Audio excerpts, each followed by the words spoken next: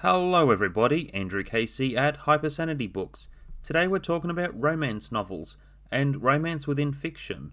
I'm going to touch on some of the subject matters in today's video, and I do think this video will be insightful. The good and the bad, the ugly and the absolute downright truth to romance.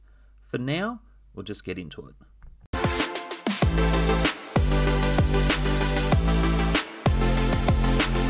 Number 1. Dickmatized. The very first romance book I ever read was Dickmatized. I DNF'd plenty of books, and there were plenty of reasons why I DNF'd those books, though this one was engaging. I had an open mind with the author after a video that she did on TikTok, and after a bit of talking, I decided to review her book, and I found it was down to earth. The character perspectives were good, characterization was strong, it had a good pace with the story, and I don't know, I think as far as relationships goes, she understands it a lot better. There were a lot of innuendos that went over my head at the time, though in some time later I have corrected myself. I will be reviewing the book again on this channel. I had to remove the video because it's one of my older videos and the audio isn't too good. Number 2, Mills and Boons. I know Mills and Boons is quite a big publishing company, and they have done a lot with Harley Quinn to produce a lot of books that they have. And there are a lot of authors that send their romance novels through to them. And I found reading a few books, I didn't find it was smart. It wasn't too much information that was overdone. Some of the romance sides was a little bit weak in the storytelling, but it wasn't too bad. It was a lot different to what I thought. And some of the character perspectives, which I said in the earlier book with Dickmatized, I did like how it goes from the male's perspective to the female's perspective. I like seeing that within the storytelling, because it's keeping the flow of story. Number 3, teen romance. A lot of teen romance I don't like. I find the story is usually a teenager gets themselves into a situation that's not so good, let alone something that shows red flags to say, don't do this, and they do. It's also trusting certain characters, and a lot of the teen romance, I don't go for that, especially vampire stories. I find, yes, like Twilight to some degree, and there's another part that I don't. I never understood the appeal, why someone would be 100 years old, stuck in that infinite cycle of their trauma to relive their teenage years when they should have some level of mental capability to move forward into adult world instead of staying in an infinite cycle in teenage world. Different with an infinite cycle for someone like Casper, who was a child stuck with the mentality of a 12-year-old. So there is an appeal that I don't like with those sorts of books. However, with some teen stories, I think there is a demographic that's not too bad to focus on. It all depends, but when it is situations where characters are doing stupid things, I do get annoyed and put the book down quickly. Hey, wait a second, are you that guy that pie? Number 4, companion books. I don't like companion books. I haven't read a companion book that I would highly recommend. I have looked at the Twilight book as a companion book, and it brings up this other gripe. I think, why not write a story between character perspectives if the focus is on two people? Then a companion book from Edward's point of view just didn't seem to make sense to me. I didn't find the book to have anything that was different for information compared to the original book. Yes, there were some points on him reading a couple of the other characters' mind and getting lost in the insanity of someone else with the way they think, but it wasn't unique. And I found, instead of a companion book focused on Edward's point of view, how about a companion book focused on the Doctor's point of view, Dr. Collins? I would have preferred to read that book because there was a lot of other things happening at the same time in a slightly different place. If you do have a companion book that is worth reading, please let me know. I will have a look. Number 5, Bridget Jones's Diary. I did enjoy the trilogy, and with the books, I didn't mind the first book. I quite liked it. The second one, a little bit less. And then the third one, it just didn't live up to what I expected for expectations, especially compared to film. and I felt like the story was weak. You know, Mark Darcy's the father of my baby. It felt cheap and nasty, but that was also the premise of the story. However, with the love triangle side, I have reviewed the first book on this channel. I am going to do the next two soon. And I did enjoy Bridget Jones's Diary. And with the love triangle, yes, there is a lot of uncertainty to having almost not much of a past with the character, with Mr. Darcy, though with the antagonist, there is something more to know that he is everything that she doesn't want, that she declared she doesn't want. And as the reader, you know that. What you want, baby, but it's still engaging that she still put herself in that situation to have a relationship that did not go well. And I don't know, the love triangle side wasn't too bad. With the second film and book, yeah, it was some different premise. And then with the third, it was a different antagonist. And again, I did enjoy the movie. And I felt it was still somewhat engaging, even though it was a bit of a repetitious on the love triangle as the formula for the Bridget Jones stories. Number 6, Ghostbusters novelisation.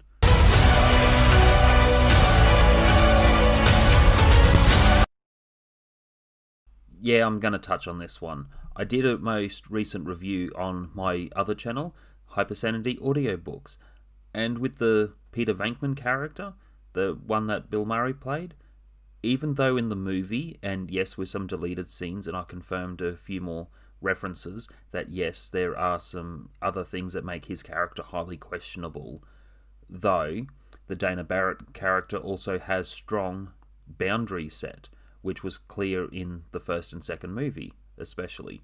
But there was a lot of a premise to his character, and other things have come out to show that there could have been a lot worse, the film, to some of the original scripts and other deleted scenes. He opened his eyes. The Phantom Woman had vanished. Well, that's the end of that, he decided, and started to rise. His belt suddenly came undone. The buttons on his pants began to open one by one. He felt an electric sensation between his legs. You know, he thought maybe we've been going about this all wrong. Maybe some of these spirits are friendly, beneficial, fantastic. He closed his eyes. I don't think we're going to find this one, he thought. Winston had come up empty.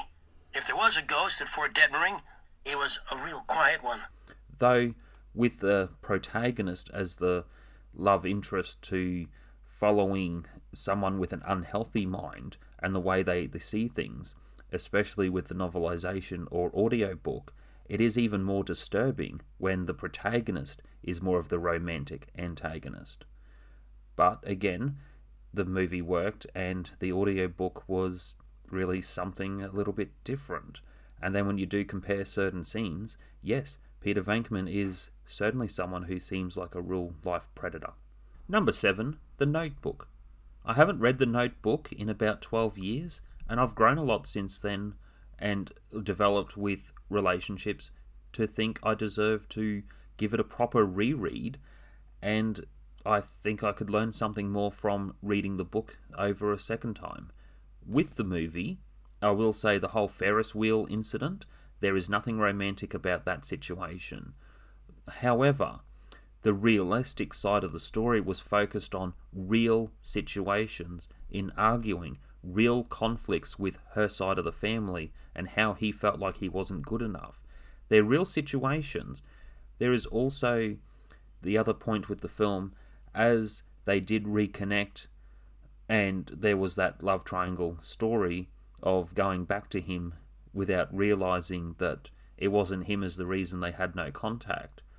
They grow within their life, and the realistic side with them being elderly and how they reconnect. I have actually seen this in the nursing home where I work. I don't talk about it because of confidentiality, obviously. However, it is good when you do see people who are there for the long term until death do us part. And it's one of those movies and books that stand the test of time. But back to another point. So what? So it's not going to be easy. It's going to be really hard.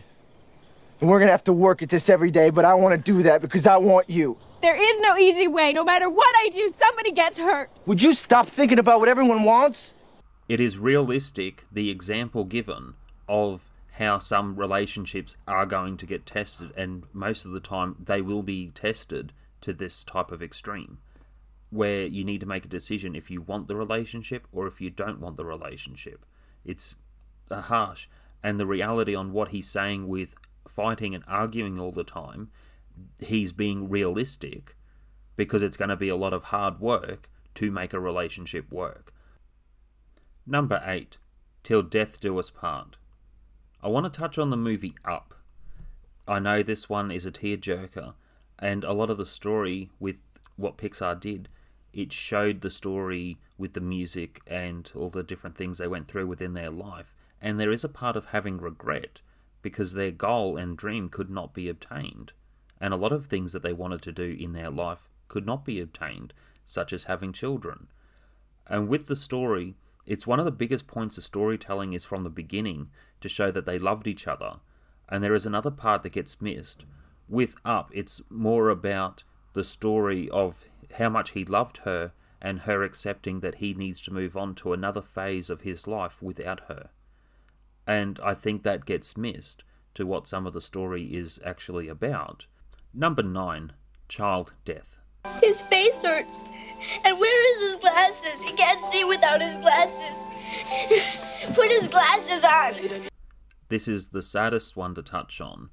When you look at My Girl, yes, we are talking romance within this video. However, with the children and love does not necessarily have to be romantically involved. With the story, there was a bigger tragedy of what she'd lost, being her close friend. And yes, they had different conflicts that they touched on within the story. She's a bit of a hypochondriac with a lot of challenges. The beast killed Thomas J. and I killed my mother. No. Though, for her, it was a tougher situation of thinking that it's her fault for her mum's death. And then if her friend didn't look for the ring, he wouldn't have been stung by the bees to die. I think every time I see a climbing tree, I'll think of Thomas J. Number 10, True Love versus Fake Love. I will say with 50 Shades of Grey, it is fake love. And you could also compare the book with the film to 8 Steps of Doctrination as a cult to what he did to her. And Film Theory did a video about it. One day I'm going to do a case study video against Christian Grey for this argument, because people think from the events of the first movie, book, whatever, to the end of the trilogy to say, oh, it's true love and it's romantic and they gave up on bondage and all the other stuff. No, there is a dark side with the story, and it's a dark side that people need to stop being blasé to. There is nothing romantic about 50 Shades of Grey. And there are obvious red flags, such as polyamorous relationships, that say, don't do this with your life, it's stupid. And anyone who's in a polyamorous relationship, please don't share. I don't want to hear it. On the side of true love and committing and dedicating yourself to another person with your goals and dreams ahead, and how you work together and how you work as individuals, there is a big part that I do touch on. And within the book Dark Sparrow, early in the book, there is one chapter that says don't talk about certain difficult subjects such as politics and religion, and then there's another side that says do talk about it. And there are other categories that's touched on in the book, and there's also saying within a pamphlet that's mentioned, because it is part of the story from the beginning of the book and referenced in a couple points within the main plot towards the end of the book. Dark Sparrow has a relationship started to talk about all these difficult subjects, and then it's open-ended. Will she make a relationship work with Mr. Maxwell Turner, or are they going to be too many worlds apart to make a relationship work? And that is where the storytelling is more creative. And yes, I didn't touch on some other subjects within today's video, and with the story, I think there is a lot of potential with the next book coming forward. It is in production and it will be coming out early next year. But for now, that's it for today. Hit like, subscribe, comment. If you have any other recommended videos or want to review any books, please don't mind leaving a comment. I will have a look and we'll see where we go from there. But for now, have a nice day.